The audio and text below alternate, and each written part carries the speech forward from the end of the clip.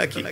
এখন যদি আমি ওয়াজ করতে করতে বলি আল্লাহ পাক আমার নবী পাককে এই মাসেতে হযরত জিবরাইলকে পাঠিয়ে দিলেন, ও জিবরাইল চলে যাও আমার হাবিবকে যে তুলে নিয়ে আসো, আমি আল্লাহ আমার হাবিবের দিদার দেব।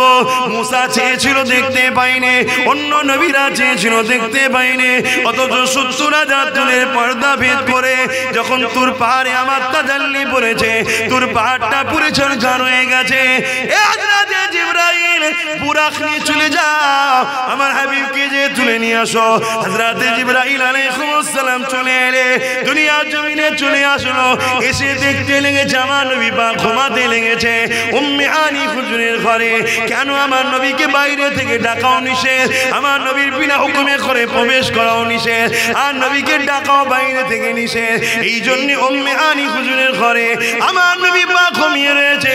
হযরত জিবরাইল এসে যখন দেখলো আমার নবী পাক ঘুমিয়ে রয়েছে, জিবরাইল নিজে থেকে ডাকলো না, কারণ জিবরাইল জানে পাঠিয়েছেন যিনি আল্লাহ তিনি অবশ্যই মুহাম্মদ রাসূলেরও মালিক, মুহাম্মদ রাসূলেরও আল্লাহ, মুহাম্মদ রাসূলের থেকেও তিনি বড়। জিবরাইল জানে জানে জানে, তাও ডাকলো না কেন? জিবরাইল জানে আল্লাহ বড় ঠিকই, কিন্তু জিনার কাছে পাঠিয়েছে তিনি হলো আল্লাহরই বন্ধু। এ আমার নবী পাককে ডাকতে গিয়ে যারা পরিমাণ যদি বেয়াদবি হয়ে যায় আমি জিবরাইল ধ্বংস হয়ে যাব। এই জিবরাইল না ডেকে আল্লাহ পাকের কাছে আরজ করলে, ও রব্বি আল্লাহ আপনার হাবিব ঘুমাতে লেগেছে, কিভাবে উঠাবো একটু সিস্টেমটা বলে দিন। আল্লাহ পাক বলে দিল জিবরাইল রে আমার হাবিবের পায়ের গোড়ায় বস, আমার হাবিবের কদমের নিচে পায়ের তালুতে ঠোঁট লাগিয়ে চুমা দে। জিবরাইল নবীর কদমের কাছে বসে গেল, পায়ের তালুতে চুমা দিতে লেগেছে।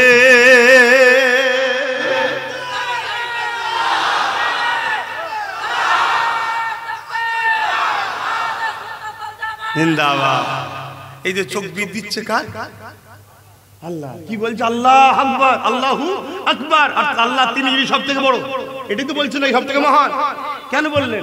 প্রশংসা হচ্ছে নবীর, আল্লাহর তারিফ করলেন কেন? না, আল্লাহই তো বানিয়েছে। জোরে বলুন সুবহানাল্লাহ। ঠিক ঠিক। আর আমি এখানে কি বললাম? আমি পা তুলে দেখালাম যে পায়ের তলায় চুমু খাও? না, এটা তাহলে জিবরিলকে অপমান করা হলো। আমি কি দেখালাম?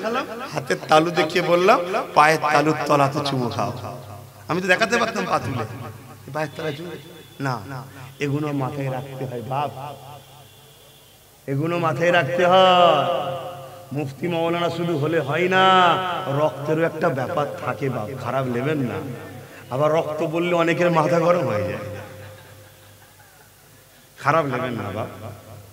সমাজে বাপ মা ভুল করেছে, কি মা ভুল করেছে, কথা বুঝছেন না, বোঝেন না? বাপ কিভাবে বুঝায় আপনাদের ঘরে?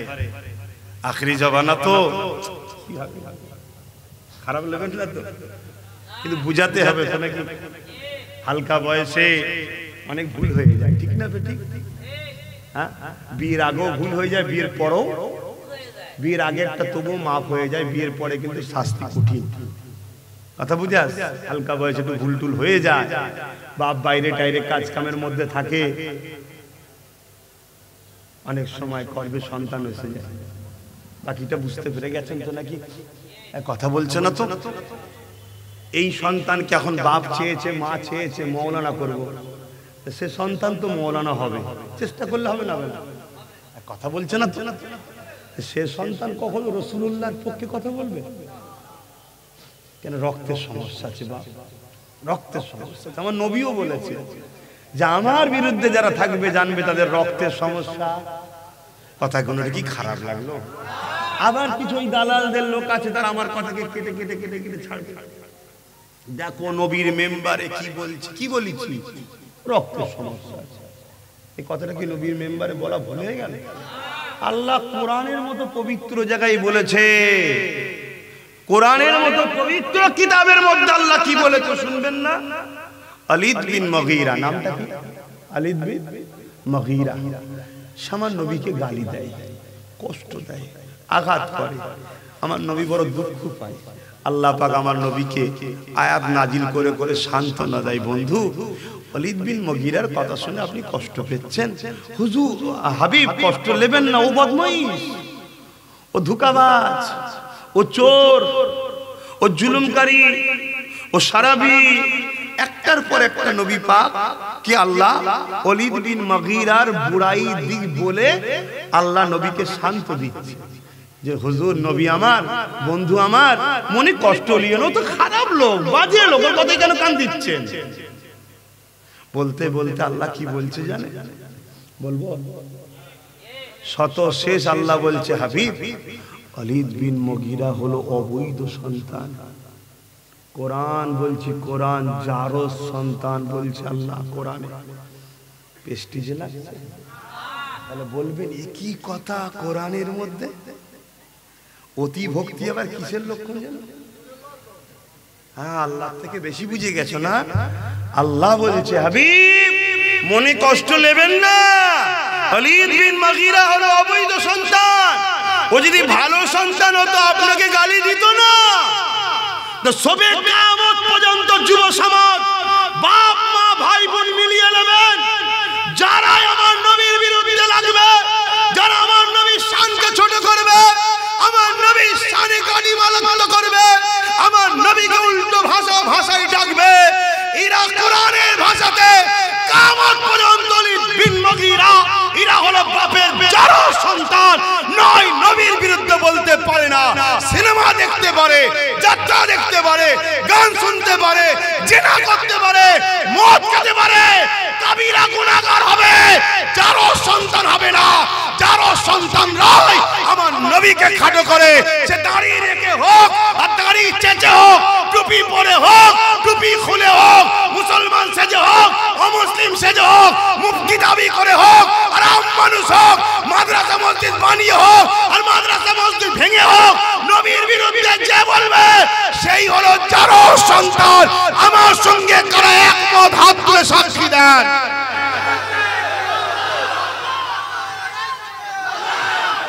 দুনিয়ার মিডিয়া, দুনিয়ার সেকুলারের নামে, দুনিয়ার তথাকথিত ভণ্ড সেজে কেউ যদি আমার সমালোচনা করে, আমার বয়ে গেছে।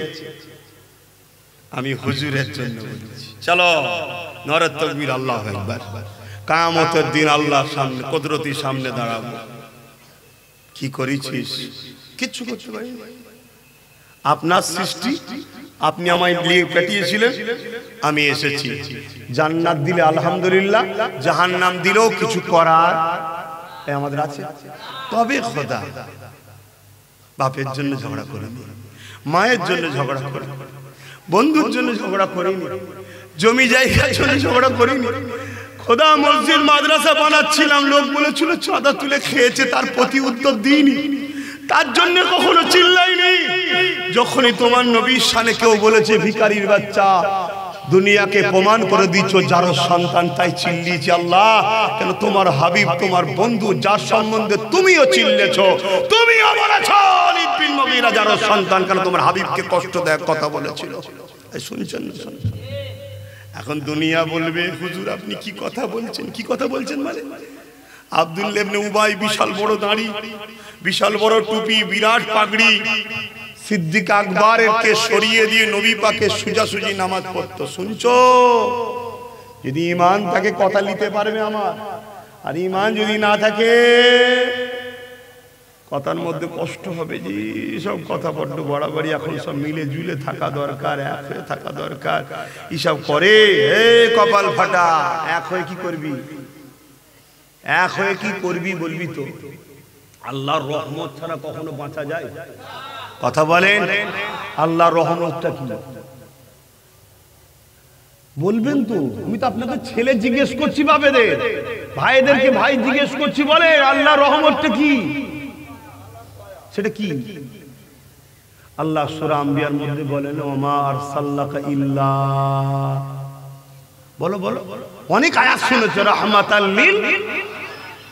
আল্লাহ দয়াটা হলো মুহাম্মদ রাসূলুল্লাহ, জোরে বলুন সুবহানাল্লাহ। এদিকে বলছো দয়া ছাড়া বাঁচা যাবে না, আর দয়ার বিরুদ্ধে যারা তার সঙ্গে দল করছো, তার সঙ্গে বলছে এক হতে হবে। মুনাফিকের সঙ্গে যদি এক হও, তোমার প্ল্যান পরিকল্পনা মুনাফিক যে প্রকাশ্য ইসলামের দুশমনকে বলে বলে। শুনছো? অতএব বাপ নবীর যে আমরা তার, পীরের বেটাও যদি হয় শুনছেন না শোনেন নে? নবী যদি না হয় আমরা তার সাথে জোরে বলুন নেই, কিন্তু তার গায়ে হুজুর মুজাদ্দিদ আমার পীরের খুন আছে, তার থেকে মুখ ঘুরিয়ে এলো। ঘৃণা করো, যাও, তোমার বাপ ভালো, দাদু ভালো, সব ভালো, তুমি যাও, তুমি আমার হুজুরের নয়। তোমার বাপ দাদু সারা জীবন হুজুর হুজুর হুজুর হুজুর করে নবী নবী করে মরে গেল, নবী নবী করে আল্লাহর ডাকে ছাড়া দিয়ে চলে গেল, তুমি সেই ঘরের ছেলে হুজুরের বিরুদ্ধে সঙ্গে মিশে গেছে, যাও। কিন্তু দাদা হুজুর কষ্ট না পায় এটাও মাথায় রাখতে হবে, ঠিক তো নাকি? কেন তার সঙ্গে হুজুরের সম্পর্ক আবার খুব গভীর, আমাদের সঙ্গে অত গভীর নয়। কিন্তু কেউ যদি সাধারণ ঘরের লোক হয়ে দাবি করে মিশর থেকে পড়ে এসছে, মদিনা থেকে পড়ে এসছে, মসজিদ করেছে, কি করবো আমি? বলবেন তো আমি কি করব? দাঁড়িয়ে আছে, আবু জেহেলের তো দাঁড়িয়ে ছিল, জানেন না? জানেন না? বলুন জানেন? আবু জেহেল যখন ঘোড়ার পিঠে চেপে যেত, আবু জেহেলের দাড়ি দুদিক দিয়ে হাওয়ায় বেরিয়ে যেত, কানের পাশ দিয়ে এত বড় বড় দাড়ি ছিল, পাগড়ি ছিল আবু জেহেলের। শুনে রাখো, আবু জেহেল কাবার মেন দায়িত্বে ছিল, আবার এক সময় পুরো কাবার ক্ষমতা তার হাতে ছিল। কি হয়েছে?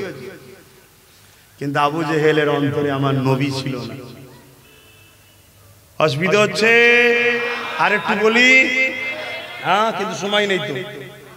ইয়া আল্লাহ, পার হয়ে গেছে টাইম, ঘরে যেতে হবে, অনেক দূর ঘর। তোমাদের তো সব কাছাকাছি, টুকটুক করে ঢুকে পড়বে। কেউ তো বলবে না যে হুজুর আজকে থেকে যাও, সব তো বলবে না হয়ে গেছে তকবীরতে তাড়িয়ে দেবো, আর রাখি দেবো। শুনছেন আমি কি বলছি? আমার নবী পাক সাল্লাল্লাহু আলাইহি সাল্লামের হাতে হাত দিলেন সিদ্দিক আকবর, জোরে বলুন সুবহানাল্লাহ। আমার নবী পাকের হাতে হাত দিলেন আব্দুল্লাহ ইবনে উবাই। সুবহানাল্লাহ বলবেন নাকি? সুবহানাল্লাহ বলবেন? নাউজুবিল্লাহ। বাহ, কত সুন্দর শিখে গেছে, মানে স্পিডে বলে দিচ্ছে, কিন্তু যখনই নামটা পুরো শুনেছে বুঝতে পেরে নারী তো শয়তান ধরে অমনি বলছে নাউজুবিল্লাহ, ঠিক না? হ্যাঁ, মুফতি মাওলানা বক্তা হুজুর দেখে নরের তাকবীর, আল্লাহু আকবার। যখনই তার চেহারা থেকে, কথা থেকে, ভাষা থেকে আস্তে শয়তান বেরোয়, অমনি দূরে সরে যেতে হবে, ঠিক না? ঠিক। তা নবী পাক সাল্লাল্লাহু আলাইহি সাল্লামের পিছনে নামাজ পড়েছে আবু বকর সিদ্দিক। শুনছেন? আব্দুল্লাহ ইবনে উবাই নামাজ পড়েছে। আল্লাহ নবী যখন হজে গেলেন, আবু বকর সিদ্দিক নবী পাকের সাথে হজে গেলেন। আব্দুল্লাহ ইবনে উবাই সেও নবীর সাথে হজে গেছে।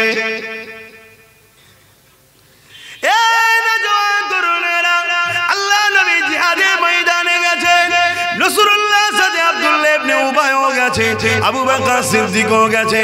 আমার নবী পাকের কদমে দান করেছে আব্দুল্লাহ ইবনে উবাই, রাসূলুল্লাহ সাহাবী আবু বকর সিদ্দিকও দান করেছে।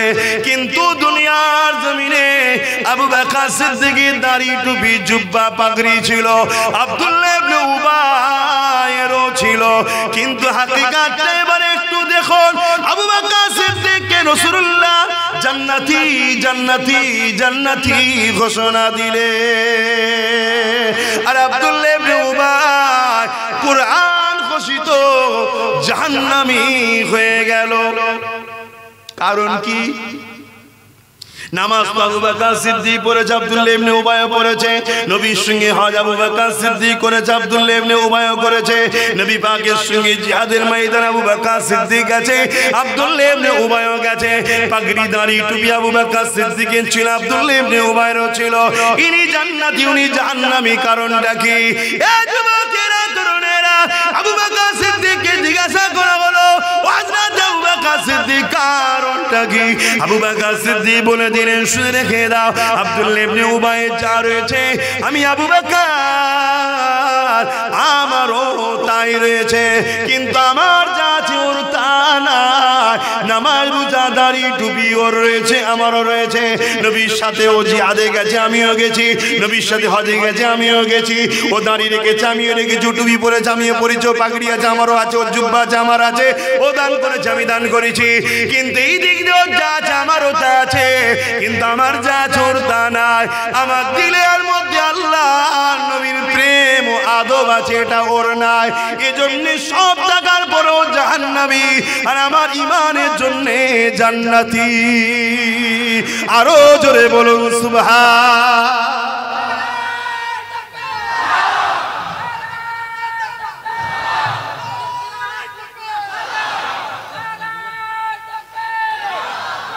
আমার আজ বুঝছেন আব্বাজান?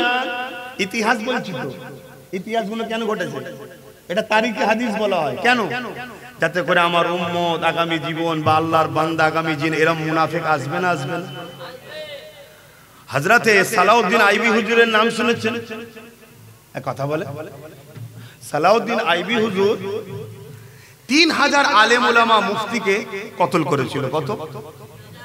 এবং সালাউদ্দিন আইবি হুজুর মসজিদে আকসাকে যিনি উদ্ধার করেছিলেন এবং আমার নবীর দিদার পাওয়া লোক, জোরে বলুন সুবহানাল্লাহ। কত আলেম ওলামাকে কতল করেছে? 3000।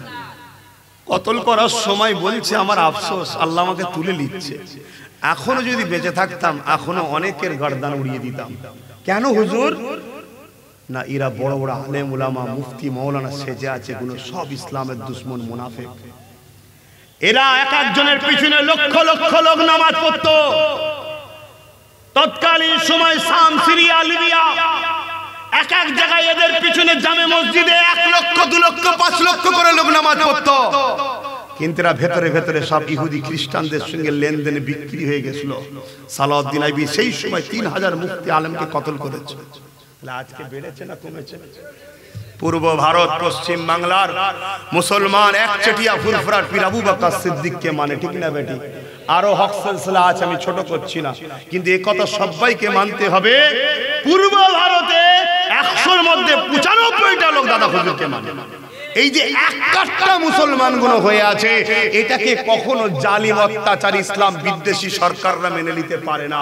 তাই এরা চাই টুকরো টুকরো করে দাও এই মুসলমানগুলোকে, দাদা পীর থেকে ঘুরিয়ে টুকরো টুকরো করে দাও।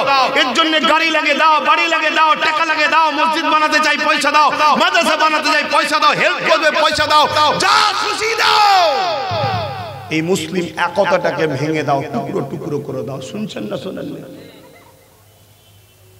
বেঈমান গদ্দার কিছু সমাজে জড়িয়েছে, এরা কাফের অত্যাচার মুনাফিক নেতাদের সঙ্গে একসাথে গুজুর গুজুর করে, দেখবেন একসাথে গুজুর গুজুর করে, হই হই করে টাকা লেনদেন করে। এদের লক্ষ্য আহলে সুন্নাত ওয়াল জামাতের পূর্ব ভারতের হেড অফিস হলো ফুরফুরাত দাদা হুজুর রহমাতুল্লাহ আলাইহি, যে দরবারের আমি একজন নগণ্যতম খাদেম।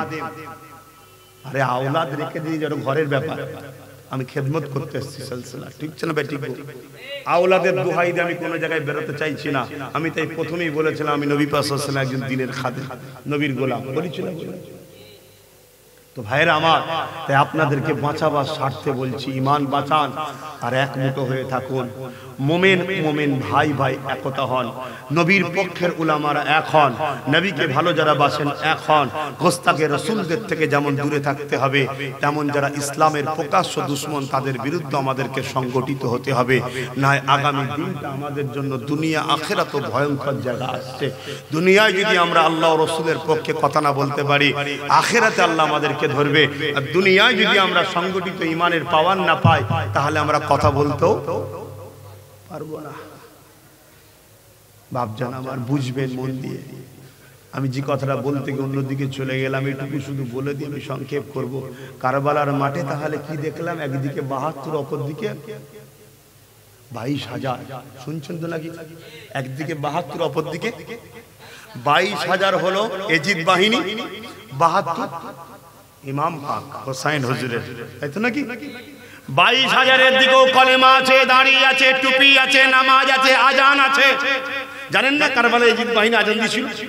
আরে বলবেন তা কি না? এসব ইতিহাসগুলো তো ভুলিয়ে দেওয়া হচ্ছে, এসব ওয়াজ করা হয় না। আর কেন করেন? এসব ওয়াজ করলেই মুনাফিক ধরা পড়ে যাবে। শুনছেন তো? অপর দিকে 72 ইনাদেরও কলেমা আছে, নামাজ আছে, রোজা আছে। আপনি কোন দিকে দাঁড়াবেন? কেন 22,000-এ তো দাড়ি, টুপি, নামাজ, রোজা, কলেমা সব আছে। অনেকে বলছে আমার দিকে এত মুফতি মাওলানা, তাহলে আমিও তো একটু দেখাবো নাকি? কি দেখবেন না? 22,000-এ 3,000 হাফেজে কোরআন ছিল, 3,000 মুফতি ছিল। এজিদের দিকে 22,000, 7,000 আলেম ছিল। সব মিলিয়ে 13,000 হাফেজে কোরআন মুফতি মাওলানা। এদিকে মাত্র 72 জন। আপনি কি এত মুফতি মাওলানার দিকে যাবেন নাকি? ও এর দ্বারাই ভালো বোঝেন না, না তাহলে এখানে বুঝবেন না। আখিরি জামানা সেদিন যদি মুনাফিকি করতে পারে, নবীর উম্মতদের ধোঁকা দিয়ে ইমাম পাকের বিরুদ্ধে লড়াই করে ইমাম পাক হুজুরকে শহীদ করতে পারে, তাহলে আজকের মুনাফিকরা মুনাফিকি করে দাদা পীরের সিলসিলাকে মিটিয়ে দিবার জন্য ষড়যন্ত্র করতে পারে না? তুমি যদি দাদা হুজুরের প্রকৃত আওলাদ হও, সত্যি সচ্চা আওলাদ হও, তোমার সঙ্গে আব্বাস সিদ্দিকীর পছন্দ হয়নি, ভাই ভাই ঠুকুর মুকুর হয়েছে, এ ঘরে থাকতে গেলে হয় না। চুপ করে নিজে বেরিয়ে যাও, যাকে ভালো লাগে অন্য দাদা পীরের আওলাদ কেলে থাকো। যদি কাউকে না ভালো লাগে, দাদা হুজুর পাঁচ হুজুরকে ধরে তুমি চুপ করে নিজে একাই চলো। কিন্তু দাদা হুজুরের আওলাদের উপর নারাজ হয়ে, দাদা হুজুরকে আওলাদের উপর নারাজ হয়ে যে নবীর দুশ্মন কাফের বক্তার সাথে ঘুরছো, আল্লাহ তোমাকে হেদায়েত করুক, বলুন আল্লাহুম্মা আমিন। আল্লাহ আমাকেও হেদায়েত করুক, বলুন আল্লাহুম্মা আমিন। আমার বাপজানেরা বুঝুন, পৃথিবী জুড়ে যুগে যুগে যুগে যুগে আমার নবীর থেকে উম্মতকে সরাবার হাজারো নাটক চলেছে।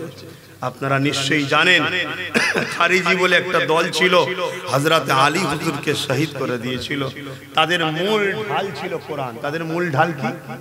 কোরআন দেখিয়ে মানুষকে বুঝাতো, কোরআন দেখিয়ে মানুষকে বোঝাতো কোরআন মানবে না আলী মানবে, কোরআন মানবে না আলী মানবে, কোরআন মানবে না আলী মানবে। সরল বিরান সাধারণ মানুষরা তাদের ধোঁকায় পড়ে কোরআনের পক্ষে দাঁড়িয়ে গেল, কিন্তু হযরত আলীকে তারা শহীদ করে দিল। বলো, নবী বলেছেন পাক পাঞ্জাতন, আলী যার আমি রসুল তার, আমি নবী যার আল্লাহ তার। যে হযরত আলীকে শহীদ করলো তারাও তো বলছে আমরা কোরআনের পক্ষে। কি গো, জান্নাতে যাবে? মাফলা ডালা জান্নাত যাবে তো? বুঝতে পারছেন না? পারেন বা পক্ষে বিপক্ষে লোক থাকবে, ঠিক না? আল্লাহর বিপক্ষে লোক আছে না? না। নবীর বিপক্ষে আছে না? না। তা আমার থাকবে না, এটা হতে পারে? আমি কে? কিন্তু আপনি যদি আমায় ভালোবাসেন, আমার কথা আপনাকে দিলাম, নিবার হলে নেন, এক মুঠো হন, মজবুত হন, শক্ত হন, নিজের আকীদার উপরে মজবুত হন। সব জায়গায় চেটে দেখা ভালো নয়, যা পাচ্ছে চেটে দিতেছে। লাস্টে একদিন, বুঝতে পারছেন না? পারেন না? শুনছেন তো নাকি? আল্লাহ যখন হালাল দিয়েছে, হকের উপরে আছেন, মজবুত হন। আসেন হুজুরকে একটু সালাম দেবো। ইয়া নবী,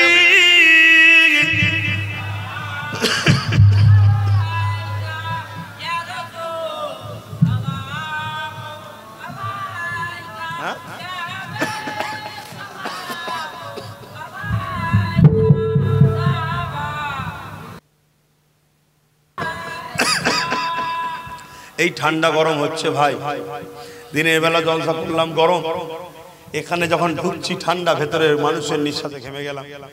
এতে শরীর রোজ কাশি হচ্ছে, রোজ ভালো হচ্ছে, রোজ কাশি হচ্ছে, রোজ ভালো হচ্ছে।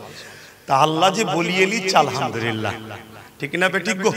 কি গো, আমার কথাতে কষ্ট পেয়েছেন তো নাকি? আপনারা বলবেন না যে সমালোচনা করছে, গীবত করছে, বলবেন তো নাকি? আমরা গীবত কাকে বলে সেটাই বুঝলাম না। নিজের স্বার্থে অপরের বিরোধী করা, সমালোচনা করাকে বলা হয় গীবত। আল্লাহ ও রাসূলের স্বার্থে কথা বলা হলো হালাল ও ফরজ, সুন্নাত, নেকির কাজ। জোরে বলুন সুবহানাল্লাহ। এতক্ষণ যা কিছু বললাম নিজের স্বার্থে বলেছি, কিন্তু এই সমাজে দেখবেন আমার বিরুদ্ধে অনেকে কথা বলে নিজের স্বার্থে। কেন? ওই সকল মুনাফিক উলামাদের ঘরে দুনিয়ার যেসব ইসলাম বিদ্বেষী কাফের বেঈমান শাসকরা টাকা দেয়, আমি তাদেরকেও সাইজ করি, জানেন তো নাকি? তারা তখন বলে, কি রে, তোকে পুষে রেখেছিস, তুই ঘেউ ঘেউ কর, এত খাওয়াচ্ছি, এত কিছু দিচ্ছি, বলবি নি? তখন তারা আমার পিছনে লেগে যায়। কেন? নিজের স্বার্থে ঝগড়া করছো কেন? চলে আসো না, মোকাবেলা হবে আল্লাহ রসুলের জন্য। আমি যদি আল্লাহ রসুলের বিরুদ্ধে করে থাকি, বলো না, বলো, 100 বার বলা দরকার তো।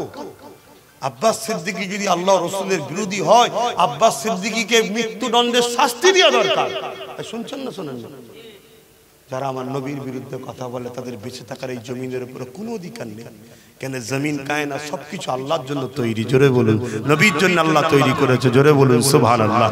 তবে হ্যাঁ, আমার দেশ একটা আইন আছে, সেই আইনে নেতার বিরুদ্ধে বললে, চোরের বিরুদ্ধে, নেতা না, চোর ঘুষখোর দেশের দুশ্মন এদের বিরুদ্ধে বললে আইন যত লাগু হয়, আর দোনো জাহানের সুলতানের বিরুদ্ধে বললে তাকে আবার বাহ বাহ বাহ বাহ পুরস্কার দেওয়া হয়। কেন? আমার নবীর উম্মতরাই সব থেকে বড় গলত হয়ে গেছে। আমার নবীর উম্মতরা নিজের স্বার্থে চলে, হুজুরকে দেখে না। যদি আমাদের স্বার্থ থাকতো, আমার হুজুরের পক্ষে যে কথা বলবে তাকে আমরা সাপোর্ট করব, আমার হুজুরের দুশমনদের বিরুদ্ধে যে করা আইন করবে তাকে আমরা সাপোর্ট করব, তাহলে মদিনা ওয়ালা দরজা খুলে রুজি আমাদেরকে ঢেলে দিত, নিয়ে উঠতে পারত না। আর কিন্তু আখিরাতে গিয়ে হতে হচ্ছে না, না দুনিয়া হচ্ছে না আখিরাত হচ্ছে। এই কথা কষ্ট দিচ্ছে নাকি? দেখে যদি পছন্দ হয় শুক্রবার দিন থাকি যাবেন, 3 দিন ইসাল সাহেবে গেলে দেখতে যাবেন, নবীর গোলামটাকে দেখবেন। কথা বুঝে আসছে? যাবেন। আর একটা নলেজ সিটি করছি, সেটাও দেখতে যাবেন। ছেলেদের ঘরে ভর্তি নেওয়া হচ্ছে, ক্লাস শুরু হয়েছে। কথা বুঝে আসছে? সেখানেও যাবেন, দেখতে যাবেন। এতিম গরিব বাচ্চা থাকলে যোগাযোগ করবেন, তাদের জন্য সম্পূর্ণ আমি পড়াবার ব্যবস্থা করব। কিন্তু গরিব হতে হবে, এতিম হতে হবে, এবং তার ব্রেনটা দেখতে হবে না। একজনের পিছনে খরচ করলাম, সে নিতে পারছে না, তাহলে করে কি হবে? আমি তাকে ছোট করছি না, সবাইকে আল্লাহ সবকিছু দেয় না, ঠিক না? ঠিক গো, হ্যাঁ, আমি তাকে অবহেলা করছি না। তো যাই হোক আমার আম্মা বোনেরা, দেখুন জাহান্নাম বড় কঠিন হবে, আখিরাত বড় কঠিন হবে, কবর বড় কঠিন হবে। কেউ আসবে না কবরে, একটু বুঝে বুঝে চলুন। এই লড়াই হালুয়া রুটি খাবার লড়াই নয়। জাব্বার সিদ্দিকীর জলসা মনে হয় কমে গেছে, উত্তর 24 পরগনায় আসতে দেবো না, চাকা ঘুরতে দেবো না, তাই লড়াই হচ্ছে না বাপ, তার লড়াই নয়। আল্লাহ শুকর, অহংকার নয়, আল্লাহ শুকরিয়া। নবী পাক সাল্লাল্লাহু আলাইহি ওয়াসাল্লামের গোলামির ফল, জলসা নিয়ে উঠতে পারছি না, জলসা নিয়ে উঠতে পারছি না। আগামী কালকে বাংলাদেশ যাবার ডেট ছিল, কোথায়? কিন্তু বাংলাদেশে যা হচ্ছে যাবার মতো তো উপায় নেই। কথা বুঝে? সেই করোনা থেকে বন্ধ আছে, এখনো বন্ধ। এবারে যাবার নিয়ত করেছিলাম 5 দিনের জন্য, আগামী কাল যাবার ডেট ছিল, তারপরও এখানে দাওয়াত হয়ে গেছে। বাংলাদেশ ক্যান্সেল করে দিয়েছি, খবর পেয়ে গিয়ে এখানে দাওয়াত হয়ে গেছে। কিভাবে দাওয়াত? শুধু 1 ঘন্টা যাব, 1 ঘন্টা কি খাবো, একটু দোয়া করব, 50,000 টাকা দেবে। কত ফতোয়া দিচ্ছে, কত ফতোয়া দিচ্ছে, জান খুলে দিকে যা। আমি ভাই তার কাছে চেয়েছি, তার পরিবার নিয়ত করেছে, তার পরিবার নিয়ত করেছে যে আমাকে যদি আল্লাহ পুত্র সন্তান দেয়, আমি আমার ভাইকে নিয়ে এসে দোয়া করাবো, আমি টাকা জমাচ্ছি, ভাইকে 50,000 টাকা দেবো। তা আল্লাহ যদি আমায় দেয়, আর আপনার কষ্ট হলে আমার কিছু করার আছে? এবার আমি নিয়ে খেয়ে পেট বড় করে ফেলেছি, আর না অন্য কিছু করছি, সেটা আমি জানি আর আল্লাহ জানে। আপনার জানার প্রয়োজন তো নেই, কারণ আপনি তো আমায় দেন না। আপনি আমায় দেন নাকি? দিচ্ছেন কে? আল্লাহ। কখনো এর মাধ্যমে, কখনো ওর মাধ্যমে, কখনো ওর মাধ্যমে, কখনো তার মাধ্যমে। তা আল্লাহ যখন দিচ্ছে, তাহলে আল্লাহ জানলেই কি যথেষ্ট। আমার পেটটা অনেক বড় হয়ে গেছে, তুই নাকি খেয়ে দে। আমি তো একে বলছিলাম, কোথায় গেল নাম, কামরুলকে, তুই এত কিছু করেছিস, কেউ যদি ফটো তুলে বাইরে ছেড়ে দেয় তা আরো পিছনে লেগে যাবে রে।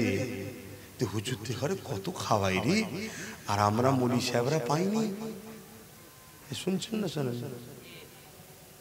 আচ্ছা, রিজিকের মালিক কে? তা আমার কপালে আল্লাহ রেখেছে কিছু, সেটা আমার সামনে এসেছে। যা ছিল সব খেয়েছে না খেতে পেরেছি, মন যেচ্ছে, কিন্তু খাবার উপায় আছে না। কেন? সুস্থ থাকতে গেলে খাওয়া কমাতে হবে। একদম পিওর কথা বলে যাচ্ছে। যদি কেউ নেশায় খেয়ে ফেলেছে, তা সুস্থর 12টা বেজে যাবে। বেঁচে থাকাটা বড় কথা নয়, সুস্থ সবল থাকতে গেলে খাওয়া কমাতে হবে। আর দ্বিতীয় নম্বর, একেবারে লাইট খেতে হবে। যত হালকা ঝাল, হালকা তেল, হালকা মশলা খাবেন তত জানবেন আপনি জানের আরাম, শরীরের আরাম, সব দিক দিয়ে আরাম। আর একদিনে সব খেয়ে ফেলবেন, রাস্তা ফেরস্তা খুঁজে বলবে তোর রেজেক কম পড়ে গেছে। আমি হাসির ছলে বললাম, কিন্তু হাসি নয়, হাকিকাত। হাকিকাত। মানুষের হাতে ইচ্ছা শক্তি আল্লাহ দিয়েছে, মানুষ এই ইচ্ছা শক্তিকে কিভাবে নেবে তার উপর নির্ভর। বেশাক হায়াত মত আল্লাহর হাতে, তাকদীরের হাতে। কিন্তু মানুষ নিজের মৃত্যুকেও নিজের ইচ্ছা শক্তিতে টেনে আনে। খারাপ নেবেন না, আমি শরীয়তের কথা বলছি। অবশ্যই মরণের হায়াতের মালিক আল্লাহ, অস্বীকার করছি না, কিন্তু আল্লাহ ইচ্ছা শক্তি দিয়েছে। আপনাকে আল্লাহ হায়াত দিয়েছে, আপনি সব দেখছেন বিষ খাবো, হ্যাঁ বলবেন, বিষ খাওয়ার পরও আল্লাহ হায়াত তাহলে মেচিয়ে দেবে, ঠিকই কথা, কথা ভুল কিছু নাই। আবার খেলেন। একজন সাহাবী ময়দানে, লড়াইয়ের ময়দানে এক সাহাবী হুজুর, তাহলে বলে যাই কথা সমালোচনা হবে, খুব সমস্যা আজ করা বাপ, খুব সমস্যা, কিছু কথা বলে শান্তি নেই।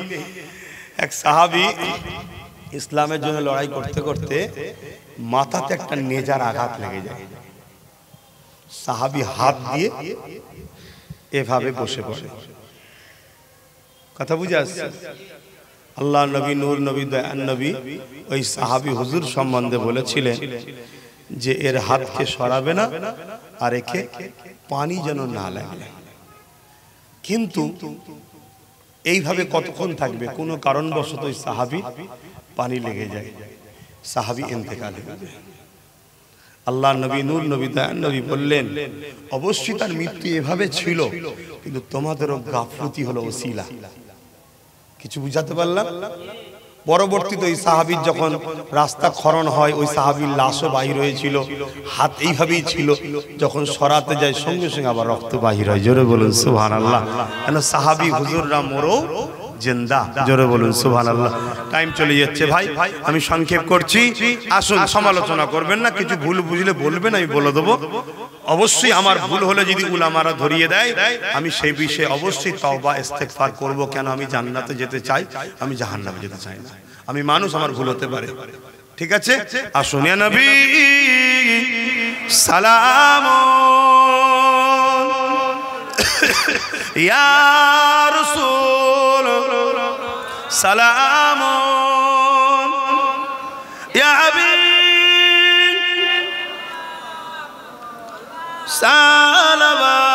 সালাওয়াতুল্লাহ। সকলে বসেন ভাই।